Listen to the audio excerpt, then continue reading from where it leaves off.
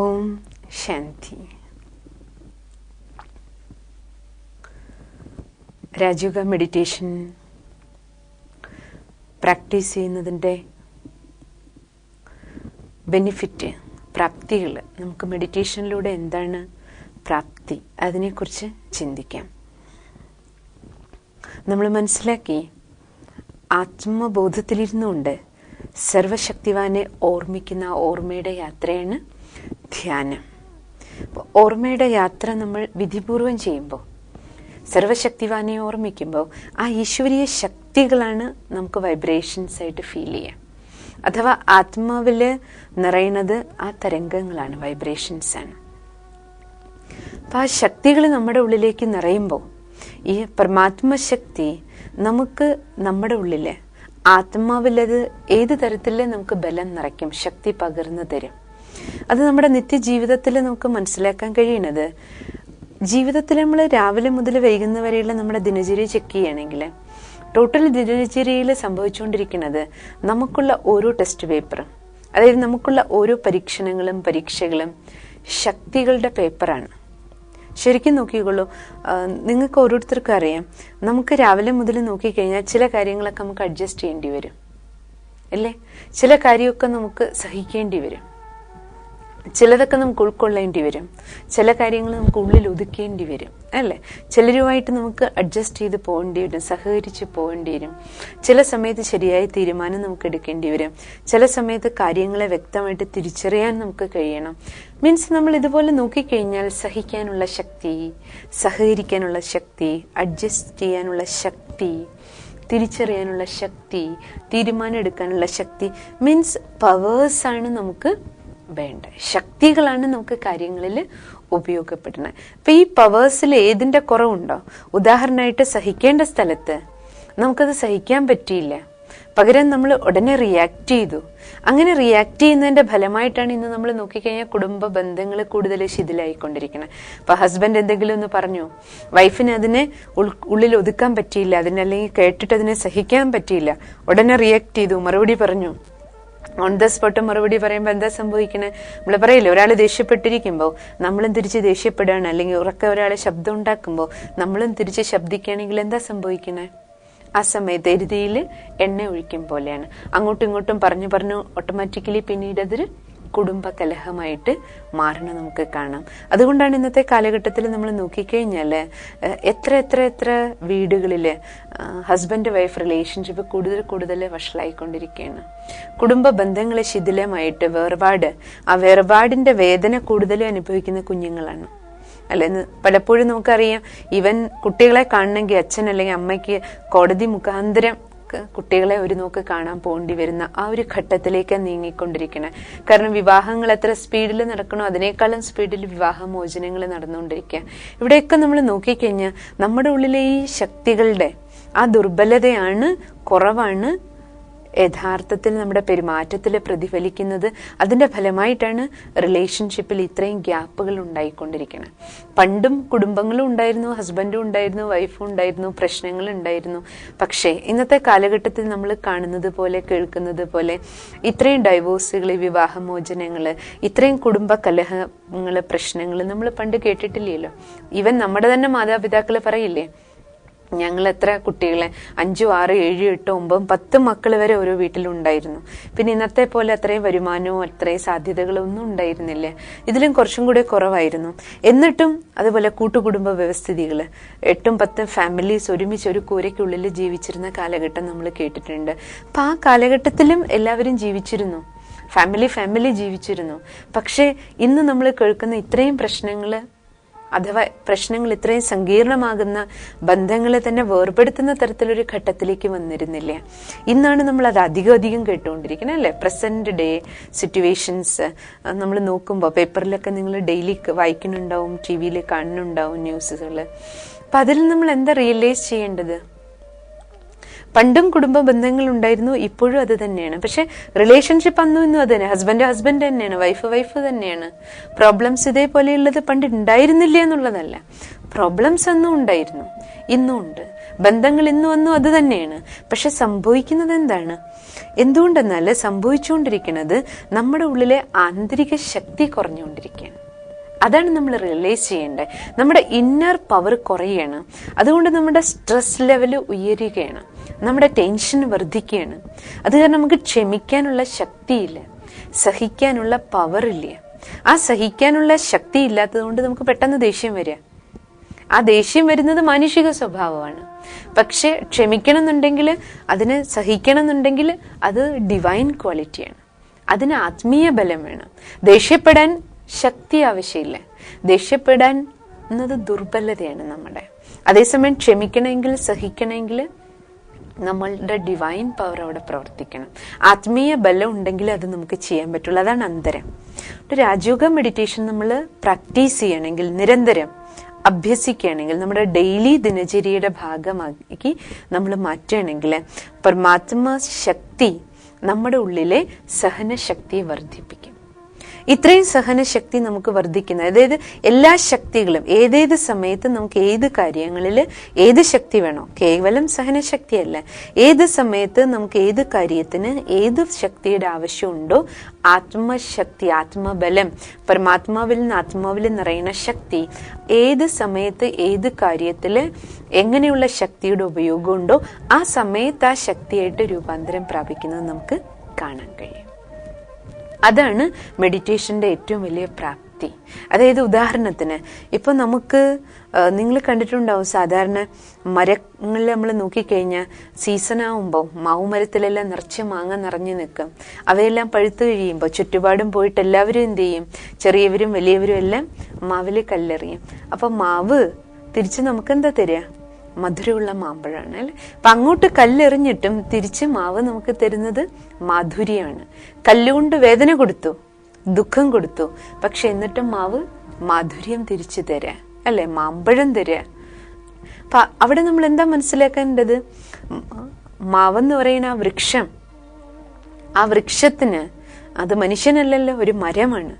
അപ്പൊ ഒരു മരത്തിന് ഇത് ചെയ്യാൻ പറ്റും. മരത്തിന് മനസ്സും ബുദ്ധിയൊന്നും ഇല്ല. മനസ്സും ബുദ്ധിയും സംസ്കാരവും ഉള്ള ചേതനയല്ലല്ലോ മരം.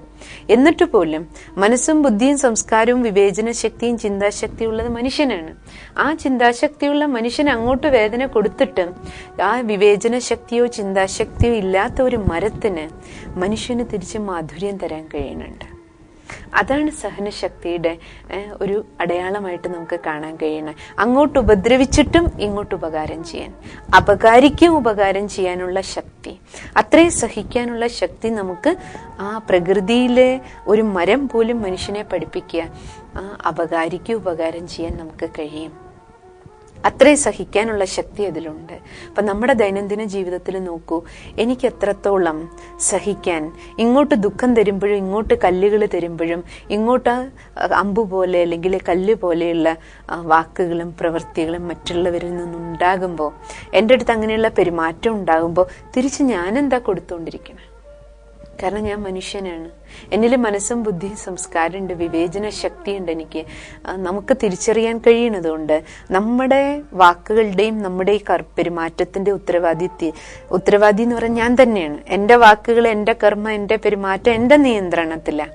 എനിക്കതിനെ എങ്ങനെ വേണമെങ്കിലും മോൾഡ് ചെയ്യാം. അപ്പൊ ദേഷ്യപ്പെടുന്ന ഒരാൾ എന്നോട് ദേഷ്യപ്പെട്ടു, അല്ലെങ്കിൽ അപമര്യാദയായിട്ട് പെരുമാറി, അല്ലെങ്കിൽ മോശമായിട്ട് പെരുമാറി, അങ്ങനെയുള്ള സിറ്റുവേഷൻ എൻ്റെ മുന്നിൽ വന്നു, അല്ലെങ്കിൽ നമ്മൾ അങ്ങോട്ടൊന്നും ചെയ്തില്ലെങ്കിൽ ഇങ്ങോട്ട് നമുക്ക് ദ്രോഹം ഉണ്ടായി. പക്ഷെ അങ്ങനെയുള്ള ഒരാൾ നമ്മുടെ മുന്നിൽ വരുമ്പോൾ ഞാൻ എങ്ങനെ ബിഹേവ് ചെയ്യണം? എൻ്റെ ബിഹേവിയർ എൻ്റെ കയ്യിലാണ്. പക്ഷെ അതിനനുസരിച്ച് ബിഹേവ് ചെയ്യണമെങ്കിൽ ഇങ്ങോട്ട് ഉപദ്രവം തന്നിട്ടും തിരിച്ച് ഇങ്ങോട്ട് ഈ രീതിയിൽ മോശമായിട്ട് പെരുമാറിയിട്ടും തിരിച്ച് അവരോടും സ്നേഹത്തോടു കൂടി പെരുമാറണമെങ്കിൽ, മര്യാദാപൂർവം പെരുമാറണമെങ്കിൽ, ശാന്തനായിട്ട് പെരുമാറണമെന്നുണ്ടെങ്കിൽ എൻ്റെ ഉള്ളിൽ അത്രയും സഹിക്കാനുള്ള ശക്തി ഉണ്ടായിരിക്കണം. ആ സഹനശക്തി ഉണ്ടെങ്കിലേ എനിക്ക് ആ സിറ്റുവേഷനിൽ ഈ രീതിയിൽ പെരുമാറാൻ കഴിയുള്ളൂ. അപ്പോഴേ ബന്ധങ്ങളെ നമുക്ക് നിലനിർത്തിക്കൊണ്ടു പോകാൻ പറ്റും. അത് മാത്രമല്ല, ആര് നമ്മളുടെ അടുത്ത് മോശമായിട്ട് ബിഹേവ് ചെയ്തോ അവരുടെ അടുത്ത് നമുക്ക് സ്നേഹപൂർവ്വം പെരുമാറാം. അതിനെ നമ്മൾ സഹിച്ചുകൊണ്ടും, അവര് നമ്മളോട് ചെയ്ത ദ്രോഹം അല്ലെങ്കിൽ തെറ്റ് അത് നമ്മൾ സഹിച്ചുകൊണ്ടും അവരുടെ അടുത്ത് വീണ്ടും നമ്മൾ മര്യാദാപൂർവ്വം പെരുമാറുന്ന സമയത്താണ് അവർക്ക് റിയലൈസേഷൻ വരുള്ളൂ, ഗിൽറ്റി കോൺഷ്യസ്നെസ് ഫീൽ ചെയ്യുള്ളൂ. അല്ലെ, ഹസ്ബൻഡ് 2 ചീത്ത പറഞ്ഞു, വൈഫ് തിരിച്ച് 4 ചീത്ത പറഞ്ഞു, അതിലൊരിക്കലും അങ്ങോട്ടും ഇങ്ങോട്ടും റിയലൈസേഷൻ ഉണ്ടാവില്ല. ചെയ്തു നോക്കൂ. അതേസമയം ഒരാള് വളരെ പരുഷമായിട്ട് സംസാരിച്ചു അല്ലെങ്കിൽ പെരുമാറി. പക്ഷെ രണ്ടാമത്തെ ആള്, കേട്ടോണ്ടിരുന്ന ആള്, ഹസ്ബൻഡ് പറഞ്ഞു അല്ലെങ്കിൽ വൈഫ് പറഞ്ഞു, ആ സമയത്ത് നമ്മൾ ഒരാള് ശാന്തമായിട്ടിരിക്കുകയാണ്, അതിനെ സഹിച്ചുകൊണ്ടിരിക്കുകയാണ്. ആ സമയത്ത് നമ്മൾ ഉടനെ റിയാക്ട് ചെയ്യണില്ലെങ്കിൽ കുറച്ച് കഴിയുമ്പോൾ ആ ആള് തന്നെ വന്നിട്ട് നമ്മളോട് സോറി പറയും. ശരി, ഞാൻ കുറച്ചു മുമ്പ് നിന്നോട് അങ്ങനെ മോശമായിട്ട് പെരുമാറിയില്ലേ, അല്ലെ നിങ്ങളോട് അങ്ങനെ ഞാൻ പെരുമാറിയില്ലേ, ക്ഷമിക്കൂ എന്ന് നമ്മളോട് വന്ന് പറയും. അതേസമയം നമ്മളെ 2 ചീത്ത പറയുമ്പോൾ നമ്മൾ തിരിച്ച് 4 ചീത്ത അങ്ങോട്ട് പറഞ്ഞാലോ? ഒരിക്കലും പറഞ്ഞ ആൾക്ക് നമ്മളോട് നമ്മളെ പറഞ്ഞു, അതായത് എന്നോട് പറയാൻ പാടില്ലാത്തതാണ് പറഞ്ഞത്, ആവശ്യമില്ലാതാണ് എന്നോട് പറഞ്ഞത് എന്നുള്ള ഫീലിംഗ് ഒരിക്കലും വരില്ല. അതാണ് വ്യത്യാസം. അല്ലാതെ ഒരിക്കലും നമ്മൾ ഇങ്ങനെ വിചാരിക്കരുത്, അതായത് ഇങ്ങോട്ട് ദേഷ്യപ്പെടുമ്പോൾ എനിക്കും തിരിച്ച് അങ്ങോട്ട് ദേഷ്യപ്പെടണം, എന്നോട് ഇങ്ങോട്ട് മോശമായിട്ട് പെരുമാറിയാൽ തിരിച്ച് ഞാനും മോശമായിട്ട് പെരുമാറണം, അതാണ് എൻ്റെ മിടുക്ക്. ഇന്ന് നമ്മളെല്ലാവരും അങ്ങനെയാ വിചാരിക്കണം. അതാണ് എൻ്റെ കഴിവ്. ഇങ്ങോട്ട് റഫായിട്ട് പെരുമാറിയ തിരിച്ച് റഫായിട്ട് നമ്മൾ പെരുമാറണം. പണ്ട് ഗാന്ധിജിയുടെ ജീവിത ചരിത്രത്തിൽ നമ്മൾ കേട്ടിട്ടുണ്ടല്ലോ, ഒരു കരണത്തടിച്ച സമയത്ത് മറുകവിള് കാണിച്ചു കൊടുത്തു എന്നാ പറയണേ, അല്ലേ? അതിന്റെ അർത്ഥം എന്താ? ഗാന്ധിജിക്ക് തിരിച്ചു കൊടുക്കാൻ കപ്പാസിറ്റി ഇല്ലായിരുന്നു എന്നുള്ളതാണോ? അതല്ലല്ലോ. അദ്ദേഹത്തിന്റെ മഹാനതയാണ് കാണിക്കണത്, അദ്ദേഹത്തിന്റെ മഹത്വം അതാണ്. കാരണം തിരിച്ച് അടുത്ത കവിള് കാണിച്ചു കൊടുക്കുമ്പോഴാണ് ആദ്യത്തെ കവിളിൽ അടിച്ചത് താൻ തെറ്റാണ് ചെയ്തെന്നുള്ളത് തോന്നല് വരുള്ളൂ. അതാണ് ആ റിയലൈസേഷൻ അവിടെ നിന്നേ ഉണ്ടാകുള്ളൂ. അപ്പൊ ആ ശാന്തതയിൽ റിയലൈസേഷൻ വരും, സൈലൻസിന് റിയലൈസ് ചെയ്യിപ്പിക്കാൻ കഴിയും. അപ്പൊ അതുകൊണ്ട് സഹനശക്തി നമുക്ക് നമ്മുടെ ജീവിതത്തിൽ ഏറ്റവും ആവശ്യമാണ്. മെഡിറ്റേഷൻ നമ്മുടെ ഉള്ളില് ശക്തികളെ ഉണർത്തും. ഏറ്റവും പ്രധാനമായിട്ട് നമ്മുടെ സഹനശക്തി നമുക്ക് വർദ്ധിപ്പിച്ചെടുക്കാൻ കഴിയും ബൈ പ്രാക്ടീസ്. പക്ഷെ പ്രാക്ടീസ് നമ്മൾ ചെയ്യണം, അതിലൂടെ മാത്രമേ നമുക്ക് ഈ ശക്തി ലഭിക്കുള്ളൂ. അതിനോടൊപ്പം തന്നെ നമ്മൾ നോക്കിക്കഴിഞ്ഞാൽ സഹനശക്തിയോട് ഒപ്പം തന്നെ ഏറ്റവും ഇമ്പോർട്ടൻ്റ് ആയിട്ടുള്ള കാര്യമാണ് നമുക്ക് ജീവിതത്തിൽ അഡ്ജസ്റ്റ് ചെയ്ത് പോകാനുള്ള ശക്തി. കാരണം നമ്മൾ ഏത് ഫാമിലിയിലാണോ ജനിച്ചിരിക്കണേ, നമ്മുടെ അച്ഛൻ അല്ലെങ്കിൽ നമ്മുടെ അമ്മ അല്ലെങ്കിൽ നമ്മുടെ സഹോദരങ്ങള്, നമ്മൾ പഠിക്കുന്ന സ്കൂള്, നമ്മളെ പഠിപ്പിക്കുന്ന അധ്യാപകര്, നമ്മുടെ ഫ്രണ്ട് സർക്കിള്, നമ്മുടെ അയൽവക്കം, നമ്മൾ വർക്ക് ചെയ്യുന്ന സ്ഥലം, നമ്മുടെ കൊളീഗ്സ്, നമ്മുടെ മേലെയുള്ള ബോസ്, താഴെയുള്ളവര്, നമ്മളോടൊപ്പം ഉള്ളവര്, എല്ലാവരോടൊപ്പം നമുക്ക് നമ്മുടെ റിലേഷൻഷിപ്പ് നമുക്ക് കീപ്പ് ചെയ്ത് പോകണം. എല്ലാവരോടൊപ്പം ചേർന്ന് നമുക്ക് പോകണം. എല്ലാവരോടൊപ്പം നമുക്ക് ചേർന്ന് പോകണമെങ്കിൽ അഡ്ജസ്റ്റ് ചെയ്യാനുള്ള വളരെയധികം കപ്പാസിറ്റി, ശക്തി നമുക്ക് വേണ്ടേ? കാരണം എല്ലാവരും ഒരേപോലെയല്ല, ഓരോരുത്തരും യുണീക്കായിട്ടുള്ള പാർട്ട്ധാരികളാണ്. നമ്മൾ നോക്കിക്കഴിഞ്ഞാൽ ഓരോരുത്തർക്കും ഈ ജീവിത നാടകത്തിൽ കിട്ടിയിരിക്കുന്ന അവരവരുടെ പാർട്ടാണ്. ആത്മാവിൽ നമ്മൾ പറഞ്ഞല്ലേ, ഈ ആത്മാവിൽ എന്താണോ ഓരോരുത്തരിലെ റെക്കോർഡായിരിക്കണേ, ആ റെക്കോർഡായ പാർട്ടാണ് ഓരോരുത്തരും പ്ലേ ചെയ്തുകൊണ്ടിരിക്കണേ. അപ്പൊ ചില സമയത്തൊക്കെ നമുക്ക് തോന്നും അവരെന്താ അങ്ങനെ ചെയ്യണേ, ഇവരെന്താ ഇങ്ങനെ ചെയ്യണേ. പക്ഷെ വാസ്തവികത എന്താ? ജീവിതത്തിന്റെ വാസ്തവികത ഇതാണ്, ഞാൻ എന്നിലെ റെക്കോർഡിങ് എന്താണോ, ആത്മാവിൽ എന്താണോ റെക്കോർഡായിരിക്കണേ, അതാണ് ഞാൻ അഭിനയിക്കണേ. അതേപോലെ എൻ്റെ കൂടെയുള്ള ഓരോരുത്തരും, അത് അച്ഛനാണെങ്കിലും അമ്മയാണെങ്കിലും ഏത് പാർട്ട്ധാരിയാണെങ്കിലും അവരവരുടെ പാർട്ടാണ് പ്ലേ ചെയ്യണേ. എനിക്കെന്ത് ചെയ്യണം? എൻ്റെ പാർട്ട് ബെസ്റ്റായിട്ട് അവരോടൊപ്പം പ്ലേ ചെയ്ത് പോകണം. ആര് എങ്ങനെയുള്ളവരാണെങ്കിലും എനിക്ക് അവരോടൊപ്പം ചേർന്ന് പോകണം. എങ്കിലും എനിക്ക് എൻ്റെ ഡ്രാമയിൽ, നാടകത്തിൽ എനിക്ക് കിട്ടിയിരിക്കുന്ന പാർട്ട് ബെറ്ററായിട്ട് പ്ലേ ചെയ്തെങ്കിൽ മാത്രമേ എല്ലാ പാർട്ട്ധാരികളോടൊപ്പം അഡ്ജസ്റ്റ് ചെയ്ത് എനിക്ക് എൻ്റെ നാടകം മുന്നോട്ട് കൊണ്ടുപോകാൻ കഴിയുകയുള്ളൂ. ഇല്ലെങ്കിൽ എന്ത് സംഭവിക്കും? എന്തായാലും എനിക്ക് എല്ലാവരുടെയും കൂടെ പാർട്ട് പ്ലേ ചെയ്യണം. വീട് വിട്ടിട്ട് ഓടിപ്പോകാൻ പറ്റില്ല. എനിക്ക് ഈ അച്ഛനെ വേണ്ട, ഈ അമ്മയെ വേണ്ട, വേറെ അച്ഛനെ അമ്മയും തേടിപ്പോകാൻ നമുക്ക് പറ്റില്ല. ഇല്ലെങ്കിലോ ഈ ഹസ്ബൻഡ് അല്ലെങ്കിൽ ഈ വൈഫ് എനിക്ക് അഡ്ജസ്റ്റ് ചെയ്യാൻ പറ്റില്ല. നമ്മൾ വിട്ടിട്ട് എവിടേക്കാ ഓടിപ്പോണേ? അല്ല ഈ മക്കളായതുകൊണ്ടാ പ്രശ്നം, ഇനി പകരം ഇനി വേറെ മക്കൾക്ക് ജന്മം കൊടുക്കുക, അത് നടക്കണ കാര്യമല്ല. ചിലർ പറയില്ലേ, ഈ ഓഫീസ് ഇവിടെ ഉണ്ട് എൻ്റെ പ്രോബ്ലം, എനിക്ക് ഇവിടെ അഡ്ജസ്റ്റ് ചെയ്യാൻ പറ്റില്ല, ഞാൻ ഇവിടുന്ന് ട്രാൻസ്ഫർ വാങ്ങി പോവാ, അല്ലെ ട്രാൻസ്ഫർ വാങ്ങണം, എനിക്ക് വേറെ സ്ഥലത്തേക്ക് എനിക്ക് പോകണം, അവിടെ പോയാൽ ശരിയാവും. അത് മരുപ്പച്ച പോലെ മാത്രമേ ഉള്ളൂ. ഏത് ഓഫീസാണെങ്കിലും, ഏത് സ്ഥലമാണെങ്കിലും, ഏത് തരത്തിലുള്ള ആൾക്കാരാണെങ്കിലും, ഇപ്പൊ ഈ ഓഫീസ് വിട്ട് നമ്മൾ മറ്റൊരു ഓഫീസിലേക്ക് ട്രാൻസ്ഫർ വാങ്ങി പോയാലും ഇവിടെയുള്ള ഓരോ പാർട്ട്ധാരികളുടെയും അതേപോലെ ഒരു ഫോട്ടോസ്റ്റാറ്റ് സെറോക്സ് നമുക്ക് അവിടെയും കാണാം. അതുകൊണ്ട് സ്ഥലം മാറിയതുകൊണ്ട് കാര്യമില്ല, മാറേണ്ടത് ആരാണ്? ഞാനാണ്. ഈ ഓഫീസ് മാറിയതുകൊണ്ടോ, ഈ സ്ഥലം മാറിയതുകൊണ്ടോ, ഈ വീട് മാറിയതുകൊണ്ടോ നമ്മുടെ ജീവിതത്തിൽ മാറ്റം ഉണ്ടാവില്ല. മാറ്റം ഉണ്ടാകണമെന്നുണ്ടെങ്കിൽ ഞാൻ മാറണം. ഓഫീസല്ല പ്രശ്നം, ആൾക്കാരല്ല പ്രശ്നം. പ്രശ്നം എൻ്റെ ഉള്ളിലാണ്. ആൾക്കാർ ഏത് തരത്തിലുള്ളവരാണെങ്കിലും ഞാൻ മാറി, ഞാൻ അഡ്ജസ്റ്റ് ചെയ്ത് പോകണം. ആ ഒരു ഫീലിംഗ് നമ്മുടെ ഉള്ളിൽ, ആ ഒരു റിയലൈസേഷൻ നമുക്ക് ആദ്യം വരണം.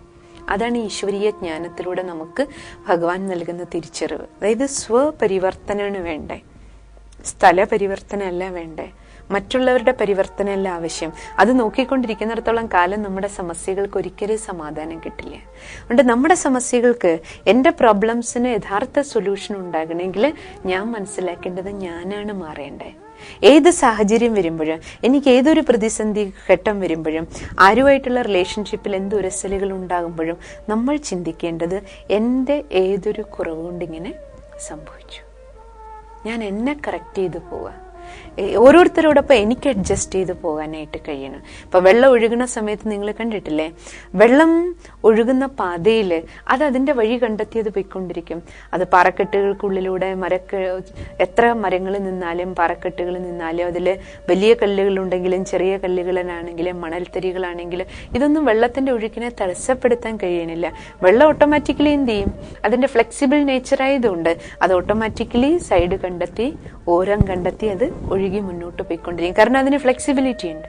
അതേപോലെ നമ്മുടെ സ്വഭാവം ഫ്ലെക്സിബിൾ ആണെങ്കിൽ മാത്രമേ കല്ല് പോലുള്ളവരാണെങ്കിലും മരം പോലുള്ളവരാണെങ്കിലും മല പോലുള്ളവരാണെങ്കിലും ഏത് തരത്തിലുള്ള ഹാർഡ് നേച്ചർ ഉള്ളവരാകട്ടെ, ഏത് തരത്തിലുള്ള സ്വഭാവ സംസ്കാരങ്ങളുള്ളവരാകട്ടെ, നമുക്ക് ആരോടൊപ്പമാണോ പാർട്ട് അഭിനയിക്കേണ്ടത്, നമ്മുടെ ഫാമിലിയിലാണെങ്കിലും നമ്മൾ വർക്ക് ചെയ്യുന്നിടത്താണെങ്കിലും നമുക്ക് ചുറ്റുമുള്ള നമ്മളുടെ അയൽവക്കക്കാരാകട്ടെ, എല്ലാവരോടൊപ്പം എനിക്ക് അഡ്ജസ്റ്റ് ചെയ്ത് പോകാൻ പറ്റണം. എൻ്റെ ഫ്ലെക്സിബിൾ നേച്ചർ ആണെങ്കിൽ എനിക്ക് അഡ്ജസ്റ്റ് ആവാൻ പറ്റും. ആ ഫ്ലെക്സിബിലിറ്റി നമുക്ക് ഉണ്ടാകണം. ആ ഫ്ലെക്സിബിലിറ്റി വരാൻ യോഗ അഗ്നി നമ്മളെ സഹായിക്കും. കാരണം യോഗ അഗ്നിക്ക് സമാനം. സർവശക്തിവാന്റെ ഓർമ്മ, ആ ഓർമ്മയാകുന്ന അഗ്നിക്ക് ആത്മാവിനെ, നമ്മുടെ സംസ്കാരത്തെ, നമ്മുടെ മനോബലം, നമ്മുടെ സ്വഭാവ സംസ്കാരങ്ങളെ ഫ്ലെക്സിബിൾ ആക്കാൻ പറ്റും. നമ്മുടെ ഉള്ളിൽ ആ അഡ്ജസ്റ്റ്മെന്റിന്റെ ശക്തി നിറയ്ക്കാൻ പറ്റും.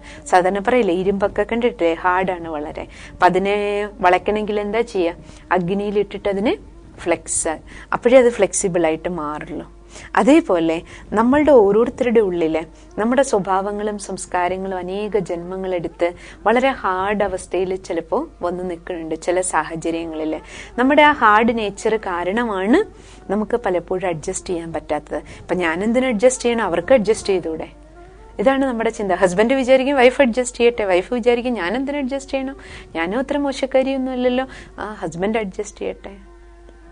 കുട്ടികളും അതേപോലെ സഹോദരനും സഹോദരി, അല്ലെ ഓഫീസിൽ ബോസ് വിചാരിക്കും താഴെയുള്ള ജോലിക്കാർ ശരിയാവട്ടെ, അഡ്ജസ്റ്റ് ചെയ്യട്ടെ. ജോലിക്കാർ വിചാരിക്കും ഞങ്ങളുടെ ബോസ് ഒന്ന് മാറട്ടെ, ആളെന്തിനിങ്ങനെ ഇരിക്കണം, ആള് മാറിയാലെല്ലാം ശരിയാവും. അപ്പൊ ഈ രീതിയിലുള്ള ചിന്താഗതിയിൽ നമ്മൾ പോവും. അതായത് ഞാൻ അഡ്ജസ്റ്റ് ആവണം എന്നുള്ള അവബോധം നമുക്ക് വരുന്നില്ല. ആ അഡ്ജസ്റ്റ്മെന്റ് പവർ എന്നിൽ വന്നാൽ നിങ്ങൾ പരീക്ഷിച്ച് നോക്കിക്കോളൂ. ഓരോ സിറ്റുവേഷനിലും ഞാൻ അഡ്ജസ്റ്റ് ആകുന്ന തരത്തില് ആ ഫ്ലെക്സിബിൾ നേച്ചർ എന്നിലേക്ക് വരുമ്പോ തന്നെ നമ്മുടെ പ്രോബ്ലംസ് 60 to 80% സോൾവ് ആകണമെന്ന് നമുക്ക് കാണാം. നമുക്ക് ജീവിതത്തെ വളരെ നല്ല രീതിയിൽ മാനേജ് ചെയ്ത് കൊണ്ടുപോകുന്നത് കാണാം. എന്ന് ചോദിക്കാൻ സിസ്റ്റർ, നമ്മൾ ഒരാൾ മാറിയതുകൊണ്ടൊന്നും ലോകത്തിലെ അല്ലെങ്കിൽ പ്രോബ്ലംസ് ഒന്നും വീട്ടിലെ എല്ലാ പ്രോബ്ലംസും മാറില്ല. ടു ആൻ എക്സ്റ്റെന്റ് നമുക്ക് വളരെയധികം മാനേജ് ചെയ്യാൻ പറ്റും. ഇന്ന് അനുഭവിക്കുന്ന ടെൻഷനും സ്ട്രെസ്സും തീർച്ചയായിട്ടും കുറയും. പണ്ടേ നമ്മളോട് പറയില്ലേ, 2 കൈയും കൂടെ കുട്ടികളെല്ലാം ശബ്ദം കേൾക്കുള്ളൂ, മുത്തശ്ശന്മാരൊക്കെ പറഞ്ഞു തരില്ലേ. ഇതേപോലെ നമ്മുടെ ഫാമിലി ലൈഫിൽ ഇന്ന് നമുക്ക് കുറച്ചെങ്കിലും നമ്മുടെ ഫാമിലി ലൈഫ് സ്മൂത്തായിട്ട് കൊണ്ടുപോകാൻ, റിലേഷൻഷിപ്പ് മാനേജ് ചെയ്ത് പോകാൻ നമുക്ക് ഈ ശക്തികൾ വളരെയധികം വളരെ ഉപകാരം നമുക്ക് നൽകാം. ശക്തികളുടെ ടെസ്റ്റാണ് നമുക്കുണ്ടായിക്കൊണ്ടിരിക്കുന്നത്. നമ്മുടെ ഇന്നർ വീക്കാണ്. അതുകൊണ്ടാണ് ഈ ശക്തികളുടെ അഭാവം കാരണമാണ് നമ്മുടെ ദുർബലതകൾ പുറത്തേക്ക് വരുന്നത്. അതുകൊണ്ട് മെഡിറ്റേഷൻ, രാജയോഗ, ധ്യാനം, സർവശക്തിവാനായ പരമാത്മാ പിതാവിനെ ഓർമ്മിക്കുമ്പോൾ ആ ഓർമ്മയുടെ ബലം നമ്മളുടെ ഓരോ ആന്തരിക ശക്തികളെയും ഉയർത്തും. നമ്മുടെ ഇന്നർ പവേഴ്സിനെ ഉണർത്താനും അതിനെ കാര്യങ്ങളിൽ സമയാസമയങ്ങളിൽ ഏത് സമയത്ത് സഹിക്കേണ്ട സമയത്ത് സഹിക്കാനുള്ള ശക്തി, അഡ്ജസ്റ്റ് ചെയ്യേണ്ടടുത്ത് ഉടനെ അഡ്ജസ്റ്റ് ചെയ്യാൻ, അതാണ് ഏറ്റവും ഇമ്പോർട്ടന്റ്. ഏത് സമയത്ത് ആ ശക്തി വേണോ സമയത്ത് അതിനെ കാര്യത്തിൽ ഉപയോഗിക്കാൻ പറ്റണം. ഇപ്പോൾ ഒരു ഡ്രൈവർ വണ്ടി ഓടിച്ച് പോയിക്കൊണ്ടിരിക്കുകയാണ്. വണ്ടി ഓടിച്ചു പോകുന്നതിൻ്റെ ഇടയിൽ പെട്ടെന്ന് ഒരാൾ ക്രോസ് ചെയ്യുന്ന റോഡിന് കുറുക്ക് ചാടുകയാണ്. സെക്കൻഡിൽ സഡൻ ബ്രേക്ക് ഇടണം ഡ്രൈവർക്ക്, എങ്കിലും മാത്രമേ അവിടെ ആക്സിഡന്റ് ഒഴിവാക്കാൻ പറ്റൂ. പക്ഷെ സഡൻ ബ്രേക്ക് ഇടാൻ കഴിയാതെ വണ്ടി മുന്നോട്ട് പോയാൽ അപകടം സംഭവിച്ചതിന് ശേഷം ഡ്രൈവർ ആലോചിക്കുകയാണ്, എനിക്ക് സഡൻ ബ്രേക്ക് ഇടായിരുന്നു, എന്നാൽ ഈ ആക്സിഡന്റ് ഒഴിവാക്കാമായിരുന്നു. അതിലെ കാര്യമില്ലല്ലോ. അതേപോലെ നമ്മുടെ ജീവിതത്തിലും എവിടെ സഡൻ ബ്രേക്ക് ഇടണോ, ഇടേണ്ടി വരും. കാരണം ജീവിതയാത്രയാണ് സ്മൂത്ത്. നമ്മുടെ ഈ ജീവിതയാത്രയിൽ നമ്മൾ നോക്കിക്കഴിഞ്ഞാൽ നമ്മുടെ യാത്രക്കിടയിലും പലരും ക്രോസ് ചെയ്യാൻ വരും, പലരും കുറുക്ക് ചാടാൻ വരും, പല സ്ഥലങ്ങളിലും ഹമ്പുകൾ ഉണ്ടാവും. അപ്പൊ ഈ ജീവിതയാത്രയിൽ നമുക്ക് ഈ വണ്ടി, ഈ ശരീരമാകുന്ന വണ്ടിയെ ഡ്രൈവ് ചെയ്യുന്നത് ആത്മാവാകുന്ന ഡ്രൈവറാ. ഈ ഡ്രൈവർ ഈ വണ്ടിയെ ഡ്രൈവ് ചെയ്ത് സ്മൂത്തായിട്ട് മുന്നോട്ട് പോകണമെങ്കിൽ യാത്രക്കിടയിൽ ഏത് ഹമ്പ് വന്നാലും, ഏത് വ്യക്തിയോ സാഹചര്യങ്ങളോ എന്ത് തന്നെ കുറുക്ക് ചാടാൻ ശ്രമിക്കുമ്പോഴും, ആരെല്ലാം നമ്മളെ ക്രോസ് ചെയ്യാൻ ശ്രമിക്കുമ്പോഴും നമുക്ക് ആ അപകട ഘട്ടങ്ങളെയും കൂടി തരണം ചെയ്ത് മുന്നോട്ട് പോകണമെങ്കിൽ ഈ ശക്തികളാണ് നമുക്ക് ഉപകാരപ്പെടുന്നത്. അതുകൊണ്ട് മെഡിറ്റേഷൻ നമ്മുടെ ഈ ആന്തരിക ശക്തികളെ ഉണർത്തിത്തരുന്നതിനാൽ സമയത്ത് ഈ ശക്തികളെ നമുക്ക് കാര്യങ്ങളിൽ ഉപയോഗപ്പെടുത്തി നമുക്ക് ജീവിതത്തിൽ വരുന്ന ഓരോ പരിതസ്ഥിതികളിലും നമുക്ക് വിജയം നേടാൻ കഴിയും. അപ്പം അതുകൊണ്ട് മെഡിറ്റേഷൻ നമ്മുടെ ശീലമാക്കി മാറ്റണം, അതായത് ദിനചര്യയുടെ ഭാഗമാക്കി മാറ്റണം. അല്ലാതെ ഇങ്ങനെ വിചാരിക്കരുത്, ഇതൊക്കെ ആർക്കാ സമയം ഇതൊക്കെ ചെയ്യാൻ. നമ്മൾ എപ്പോഴെങ്കിലും ചിന്തിക്കാറുണ്ടോ ഭക്ഷണം കഴിക്കാൻ എവിടെയാ സമയം, എനിക്ക് ഓട്ടത്തിനിടയിൽ ഇതിനൊന്നും സമയമില്ല? അങ്ങനെ നമ്മൾ ചിന്തിക്കില്ലല്ലോ. എത്ര തിരക്കാണെങ്കിലും സമയത്ത് ഭക്ഷണം കഴിക്കും. കാരണം എന്താ? നമുക്കറിയാം ഭക്ഷണം കഴിച്ചാലേ ശരീരം ഹെൽത്തി ആയിരിക്കുള്ളൂ. ശരീരത്തിന് ഹെൽത്ത് ഉണ്ടെങ്കിലേ നമുക്ക് വർക്ക് ചെയ്യാൻ പറ്റും. അതേപോലെ മനസ്സ് ഹെൽത്തി ആയിരുന്നാലേ, ആത്മാവിന് ബലം ഉണ്ടെങ്കിലേ നമുക്ക് ഈ വണ്ടിയെ സ്മൂത്തായിട്ട് കൊണ്ടുപോകാൻ പറ്റും. അതുകൊണ്ട് ആത്മാവിന് വേണ്ടുന്ന ഭക്ഷണം നമ്മൾ കൊടുക്കണം. ആത്മാവിന് വേണ്ടുന്ന ഭക്ഷണമാണ് ശ്രേഷ്ഠ വിചാരങ്ങൾ, ശുഭവിചാരങ്ങൾ. അതുകൊണ്ട് ഈശ്വരീയ ജ്ഞാനം അതും ശ്രേഷ്ഠ വിചാരങ്ങളുടെ കലവറയാണ്.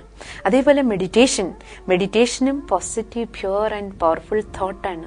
നമ്മുടെ ഓരോരുത്തരുടെ ഉള്ളിൽ ശുദ്ധവും ശുഭവും ശ്രേഷ്ഠവുമായ വിചാരങ്ങളുടെ ധാര ഒഴുക്കുക.